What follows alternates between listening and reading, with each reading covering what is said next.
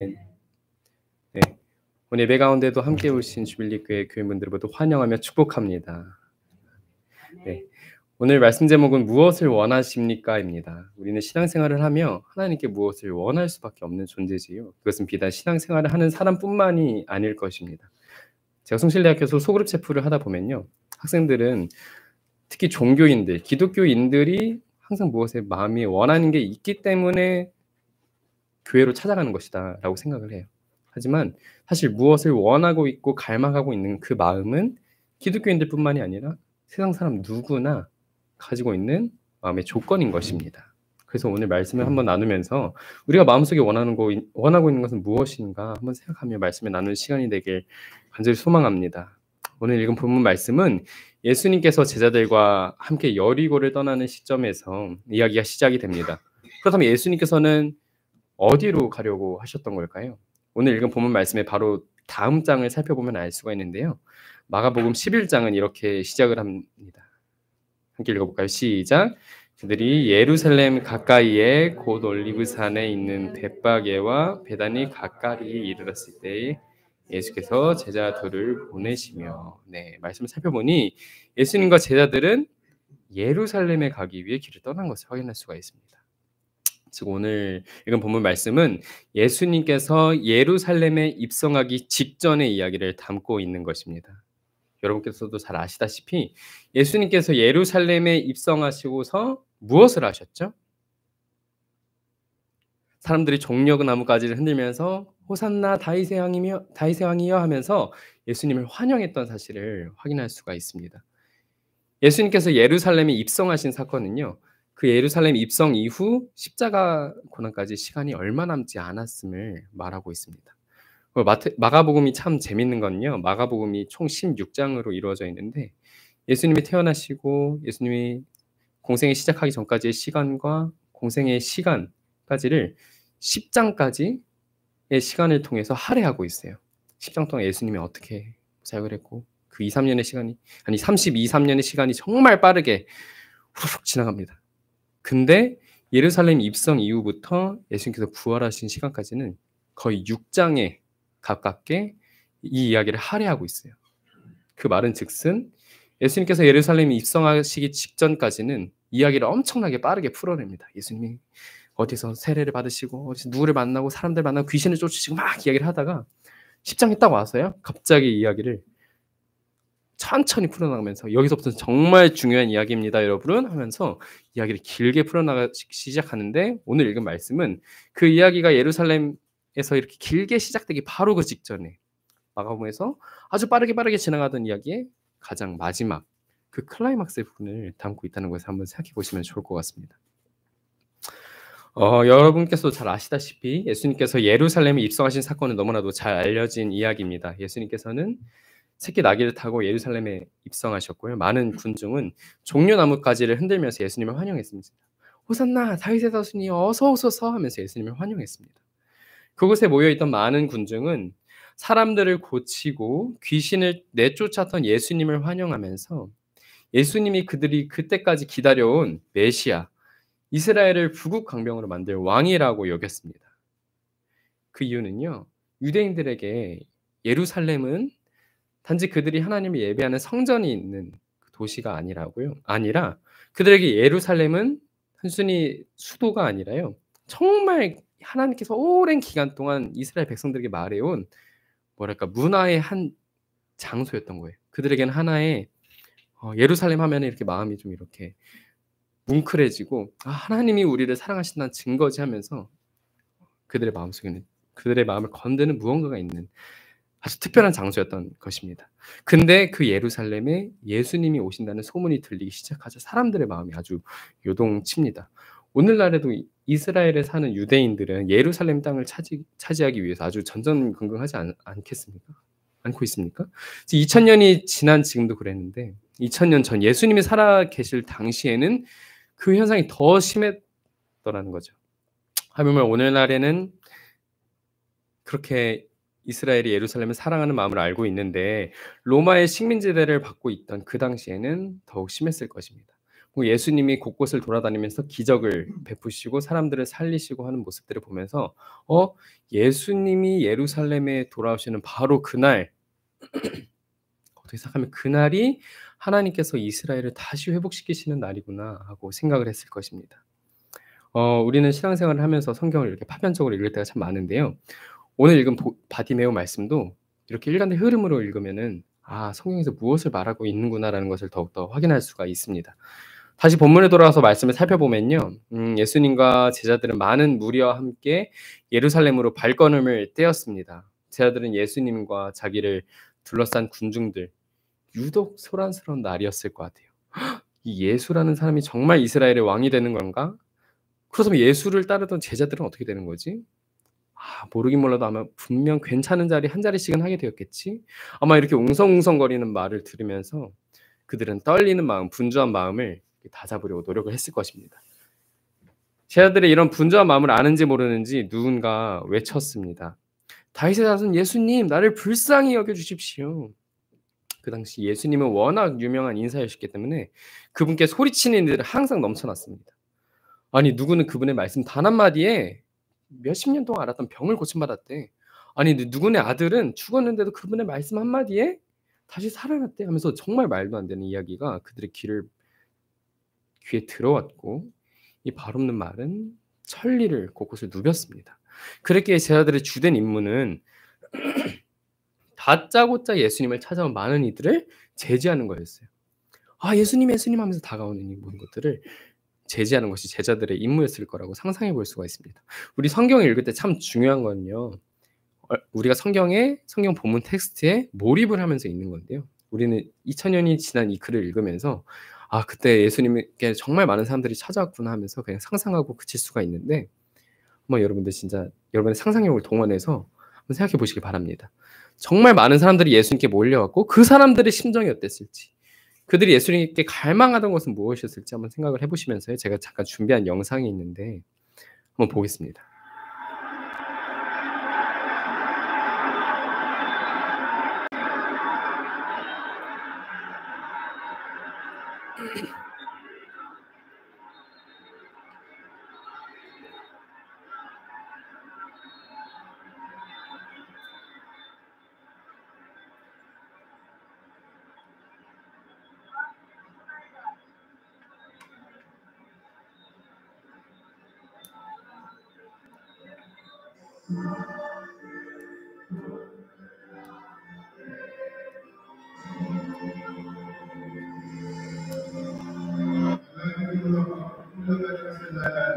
Ang hinihiling ko kasi, gumaling yung asawa ko sa kanyang sakit. Pangalawa, bigyan ng magandang katawan ng mga anak ko sa apo ko. Nakikita niya ang pagsisisi ng isang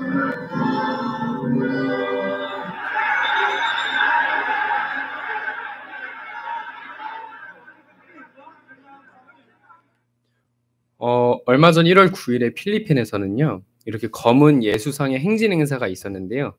필리핀 사람들한테는 이 검은 예수상을 만지기만 하면은 그들의 병이 낫고 그들의 삶이 형통하게 될 것이라는 그런 믿음이 이렇게 알려져 있대요. 그래서 2024년 올해거든요. 올해에도 검은 예수상이 이렇게 행진할 때 많은 사람들이 막 몸을 던지고 수건을 던져서 어떻게라도 치유를 받으려, 어떻게라도 삶이 한번 변화돼 보려고 달려드는 것을 확인할 수가 있습니다. 이 영상을 보니까 이건 검은 예수상이잖아요. 예수님의 형상인데도 사람들이 이렇게 달려드는 모습을 본다면은 진짜 예수님이 살과 피로 살아계셨을 그 당시에는 예수님은 얼마나 달려들었을까? 그 사람들이 예수님을 향해서 얼마나 깊은 갈망을 가지고 있었을까 한번 확인해 볼 수가 있습니다. 그런데 많은 사람들이 이렇게 예수님께 찾아오지만 제자들이 예수님께 찾아오는 모든 사람들을 예수님께로 만나게 해주지는 않았던 것 같습니다. 예수님을 어서 왕으로 등극시키려고 했던 많은 군중은 제자들과 함께 오늘 말씀에 나온 바디메오라는 사람을 조용히 하라고 꾸짖었습니다. 그러나 그는 더욱더 큰 소리로 외쳤습니다. 다윗의 자손 예수님, 나를 불쌍히 좀 여겨 주시옵소서 하면서 그 눈도 보이지 않는 사람이에요. 그냥 소리를 지르면서 예수님을 막 찾는 겁니다. 그래서 예수님께서는 걸음을 멈추시고 그를 불러오라고 말씀을 하십니다. 예수님을 부르던 이의 간절한 마음이 예수님께 닿았던 것입니다. 그를 꾸짖었던 이들은 예수님께 말씀을 하시니 그에게 다가가 말했습니다. 이봐, 예수님이 부르신다. 한번 가봐 했던 거죠. 아마 예수님께서 시키셨기 때문에 마지못해 말을 건넨 것 같죠. 그러나 우리가 이쯤에서 짚고 넘어야 될 하나의 사실이 있는데요. 성경이 들려준 이야기에 따르면은 이 눈먼 사람의 이름이 바디메오라는 사실입니다. 앞에 바가 붙은 거는요, 누군가의 아들이라는 뜻입니다. 그래서 우리 성경에 나오는 바돌롬에도 돌로메의 아들이라는 뜻을 가지고 있죠. 그래서 바디메오도 디메오의 아들이라고 우리 유추할 수가 있습니다. 여기서 디메오라는 뜻은요, 더럽혀진, 불명예스러운, 부패한 이런 뜻을 가지고 있다는 사실을 확인할 수가 있습니다. 그래서 디메오라는 사람의 아들인데 그 디메오라는 이름의 뜻은 더럽혀진, 불명예스러운, 부패한 이런 뜻을 가지고 있었기 때문에 어떤 학자들은 그런 이야기들을 하기도 해요. 실제로 디메오란 사람의 이름을 가진 사람의 아들이 아니라 한국에서도 그러잖아요. 우리가 좀 이렇게 행실이 좋지 못하거나 좀 이렇게 손짓 받는 사람들한테 어떤 자식이라는 말을 쓰죠. 땡땡 자식 이런 말 하는 것처럼 바디메오도 그 사람의 멸칭이었다는 거예요. 이런 더럽혀진 자식, 불경한 녀석, 그 바디메오의 별명일 수도 있었다라는 뜻입니다. 우리가 진짜 그 사람이 디메오라는 사람의 아들이었는지 아니면 진짜 바디메오라는 그 말이 그 사람의 멸칭이었는지는 모르지만 확실한 건요. 바디메오라는 사람이 이스라엘 사람들의 굉장히 멸시를 받고 있는 사람이었다라는 것을 확인할 수가 있습니다. 앞서 말씀드렸던 것처럼 바디메오는 여리고에서 예루살렘으로 가는 길목, 즉 예루살렘에 가는 길에 나앉았던 이였습니다. 즉 그 말은 매주 안식일마다 제사를 드리기 위해 예루살렘 성전을 향한 수많은 유대인들은 바디메오를 알았을까요? 몰랐을까요? 알았을 것입니다. 분명히 보았을 것이라고 추측할 수가 있습니다. 눈이 멀어서 예루살렘 근처에 길목에 앉아 구걸하던 바디메오, 예루살렘을 향하던 모든 이들은 바디메오를 알 수가 있습니다. 하지만 그 누구 한 명 그를 적극적으로 돕지 않았습니다. 물론 오가면서 그에게 어줍지 않은 선행을 베풀며 작은 적선을 했을 수 있을 수도 있겠습니다. 그러나 그건 지극히 일부였습니다. 오히려 그의 이름을 애써 잊은 채 더럽혀진 사람, 불명예스러운 사람이라며 그를 멸시했을 뿐이었습니다. 예수님의 선한 사마리아인의 비유인 것처럼 눈앞이 보이지 않는 어쩌면 강도 만난 사람보다 더 극심한 고통에 있는 삶에 있는 그 사람을 어느 한 명 도와주지 않았던 것입니다. 그 어느 하나가 선한 사마리아인이 되어주지 않았던 것이죠. 그럼 바디메오가 예수님이 애타게 불렀을 때 그를 알던 군중들은 이렇게 생각했을 것입니다. 바디메오 정말 뻔뻔하기도 하지. 아니 딱 봐도 예루살렘 바로 앞에서 그렇게 지금까지 사람들한테 자기를 도와달라고 그렇게 말했던 것도 못지않아서 이제는 예수님이 예루살렘에 들어가셔서 예수님이 이제 이스라엘의 왕으로 등극을 하셔야 되기 바로 그 직전인데 어떻게 이 순간마저도 방해를 하지? 하면서 마음이 탔을 것입니다. 그러나 예수님께서는 바디메오를 살펴보셨고 바디메오는 예수님께서 부르신 말씀을 듣고 일어나서 그의 겉옷을 벗어 던지고 벌떡 일어나서 예수님께로 나아갑니다. 예수님께서는 그에게 말씀하십니다. 51절 말씀 함께 읽겠습니다. 예수께서 그에게 말씀하셨다. 내가 너에게 무엇을 하여 주기를 바라느냐? 그 눈먼 사람이 예수께 말하였다. 선생님, 내가 다시 볼 수 있게 하여 주십시오. 예수님께서 말씀하십니다. 그래, 너가 나를 그렇게 찾은 이유가 뭐야? 내가 너에게 무엇 하여 주기를 바라느냐? 바디메오가 뭐라고 말을 할까요? 바디메오 눈먼 사람인데. 바디메오가 대답을 합니다. 선생님, 내가 다시 볼 수 있게 하여 주십시오. 그래서 예수님께서 말씀하십니다. 좋다, 가거라. 내 믿음이 너를 구원하였다. 하더니 눈먼 사람이 곧 다시 보게 되었고 이 사람은 예수님을 가신 길을 따라 나섰더라고 성경은 말하고 있습니다.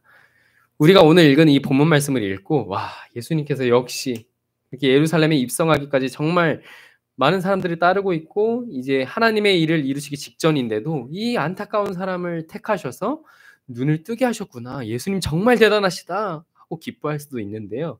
이렇게 기뻐하고 많은 것은 약간 뭔가 부족한 것 같습니다. 예수님께서는 왜 바디메오에게 가거라, 내 믿음이 너를 구원하였다라고 말씀을 하셨던 걸까요? 눈먼 사람은 눈을 뜨는 게 지극히 당연한 일 아니겠습니까? 왜 예수님께서는 그런 말씀을 하셨는지 우리가 성경 본문 하나를 더 살펴보길 원하는데요. 그것은 바디메오 이야기가 나온 바로 이전 단락인 예수님과 제자들의 이야기를 통해서 그것을 확인할 수가 있습니다. 바로 이전 단락은 마가복음 10장 35절부터 45절까지의 말씀입니다. 이 말씀 내용에 이러한데요. 야고보와 요한이 다짜고짜 예수님께 묻습니다. 선생님, 우리가 요구하는 것은 무엇이든지 해주시기 바랍니다. 당차죠. 곰곰이 생각해보면 이상합니다. 마치 야고보와 요한이 예수님께 자기가 뭔가 맡겨드린 게 있는 것 마냥, 예수님께서 자기한테 뭘 꼭 해줘야 된다는 것 마냥 당당하게 요구하고 있습니다. 그래서 예수님께서 말씀하십니다. 그래, 너희는 내가 너희에게 무엇을 타여주기를 바라느냐? 예수님의 이 질문 낯익지 않으십니까? 바로 이후에 바디메오에게 했던 질문과 동일한 내용입니다. 바디메오에게 이 질문을 하시기 바로 이전에 제자들에게도 똑같이 말씀을 하셨던 거예요. 그래, 얘들아, 야고보와 요한아, 너희는 내가 너희에게 무엇을 해주기를 바라냐? 그래서 제자들이 대답합니다. 선생님께서 영광을 받으실 때에 하나는 선생님의 오른쪽에, 하나는 선생님의 왼쪽에 앉게 하여 주시옵소서. 누차 말씀드렸던 것처럼 많은 군중과 제자들은 예수님과 함께 예루살렘으로 가는 길목에 들어서고 있었습니다.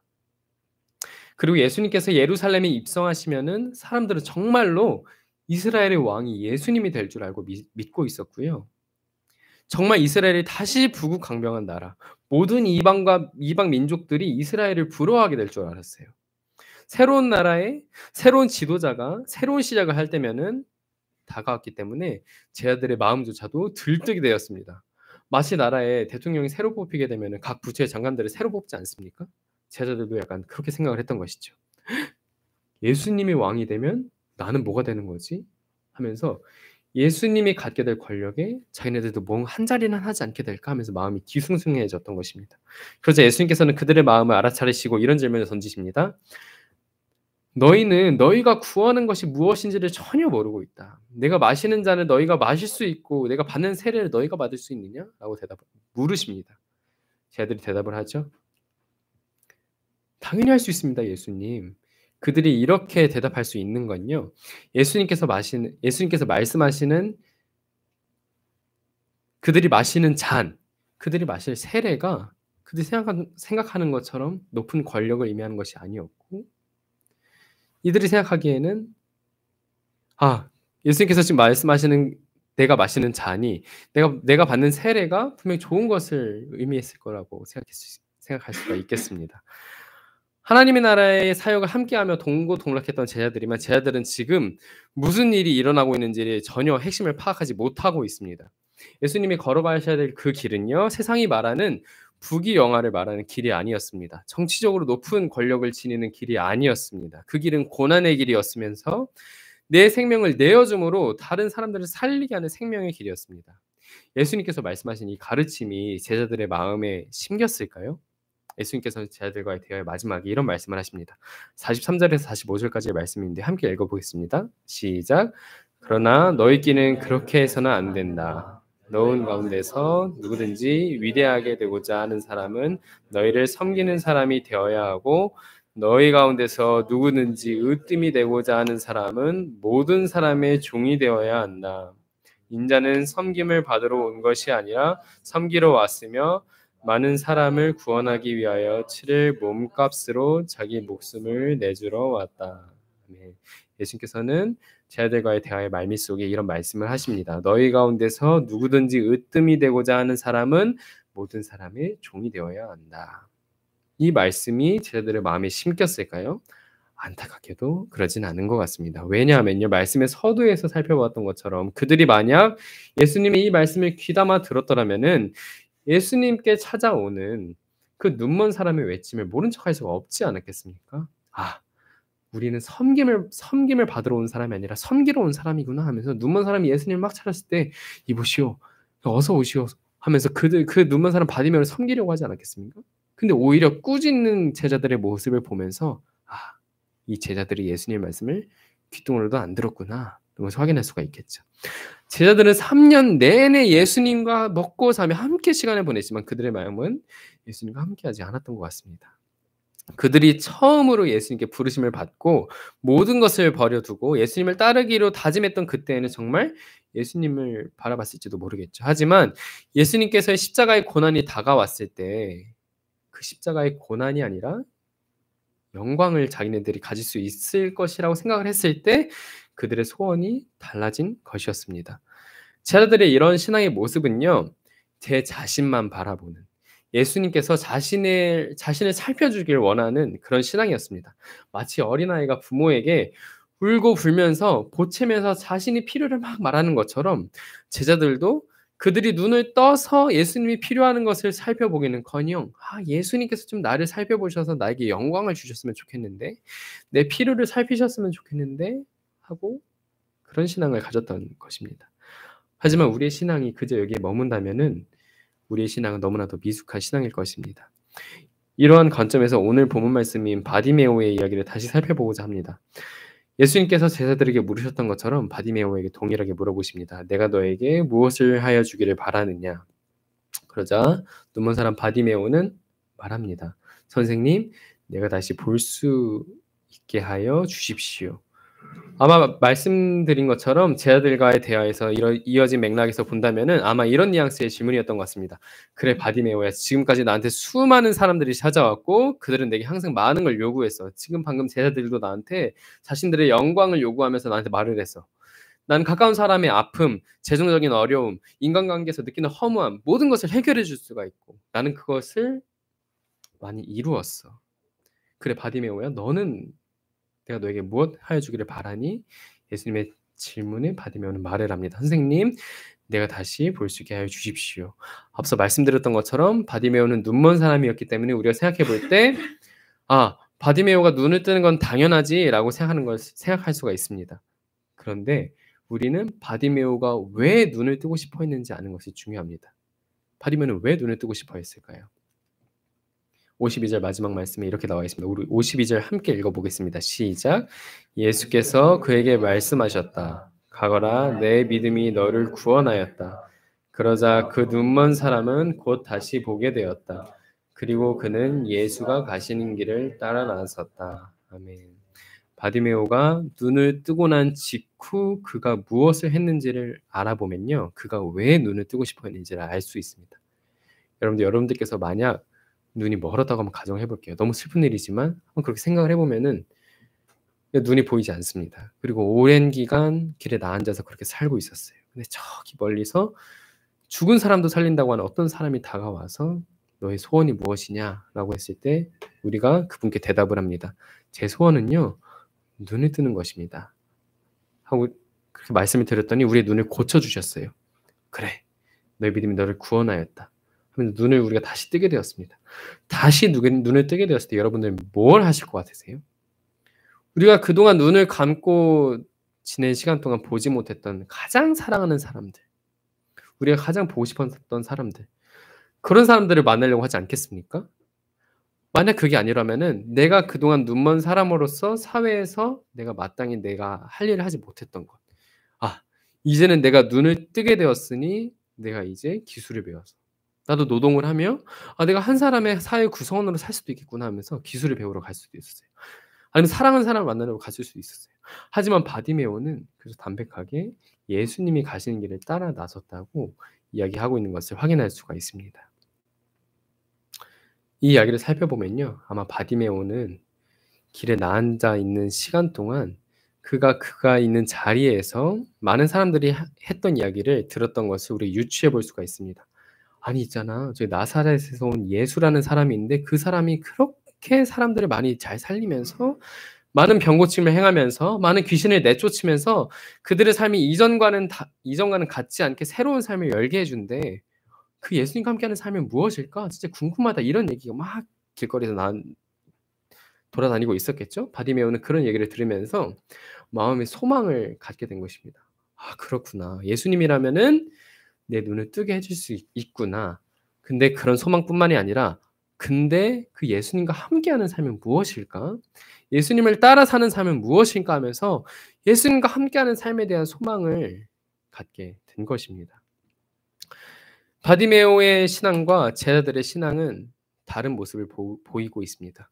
제자들은요, 아까 말씀드렸던 것처럼 예수님께서 자기를 살펴주기를 원하고 있는 신앙인 것을 확인할 수가 있어요. 마치 어린아이의 신앙처럼 예수님, 제게 이것을 좀 해주세요. 제가 받을 영광을 좀 알려주세요. 라고 말하는 것을 확인할 수가 있습니다. 하지만 바디메오는 자기를 봐달라고 하는 게 아니라 예수님, 제가 보겠습니다. 예수님이 따르시는 그 길을 제가 보겠습니다. 제가 보기 원하는 그 이유는요, 제가 예수님을 따르길 원하는 것이기 때문입니다. 우리는 신앙생활을 하면서 자꾸 예수님한테 이렇게 많이 구하고 예수님, 저의 처지를 살펴주소서 하고 말하기도 합니다. 하지만 오늘 말씀에 나온 바디메오는 예수님을 따르기 위해 예수님에게 눈을 떠달라고 말한다는 사실을 다시 한번 확인할 수가 있습니다. 우리 성경 말씀을 이렇게 살펴보면요, 예수님께서는 바디메오뿐만이 아니라 제자들뿐만이 아니라 정말 많은 사람들에게, 예수님에게 병 고침 받길 원하는 많은 사람들에게 항상 이렇게 질문하셨던 것을 확인할 수가 있어요.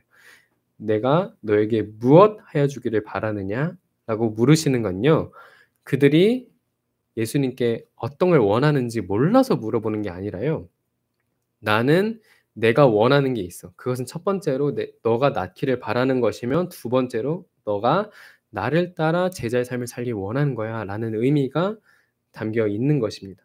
바디메오는 이 두 가지 요건을 충족했던 것이죠. 예수님, 제가 예수님을 따라 살고 싶습니다. 그 응답이 예수님께 잘 전달이 되었던 것입니다.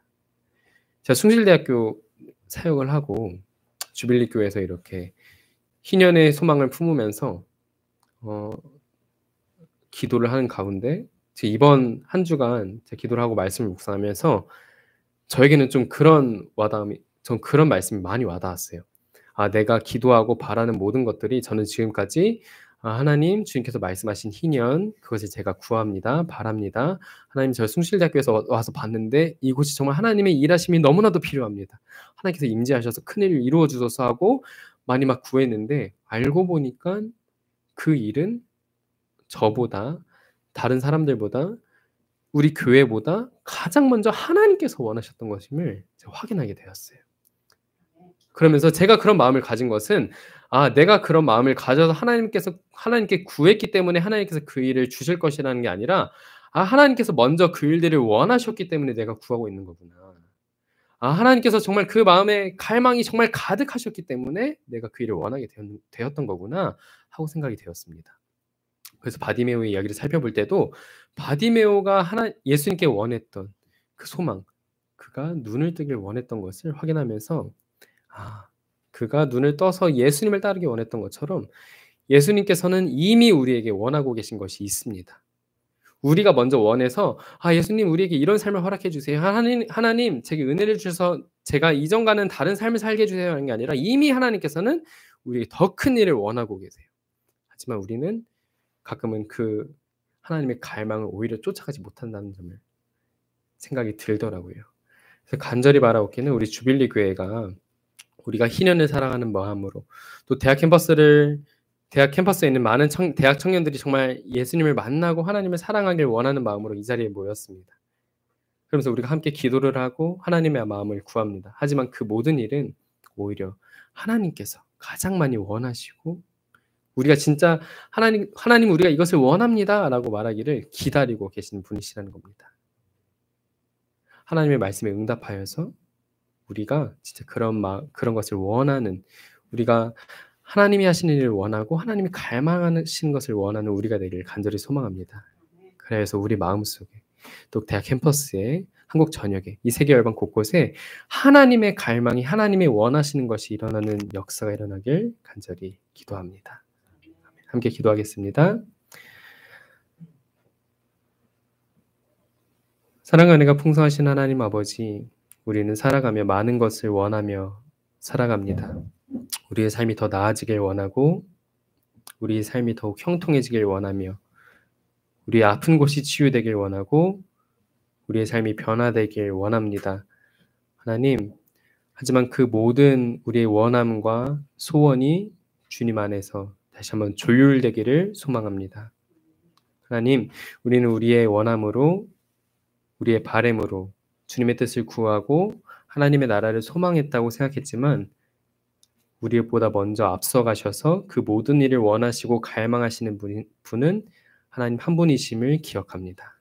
하나님, 간절히 바라옵기는 바디메오가 그 마음 가운데 눈을 뜨길 원하여서 예수님을 따르기 원했던 것처럼 우리도 예수님을 따르는 그 삶을 원하게 하여 주시옵소서.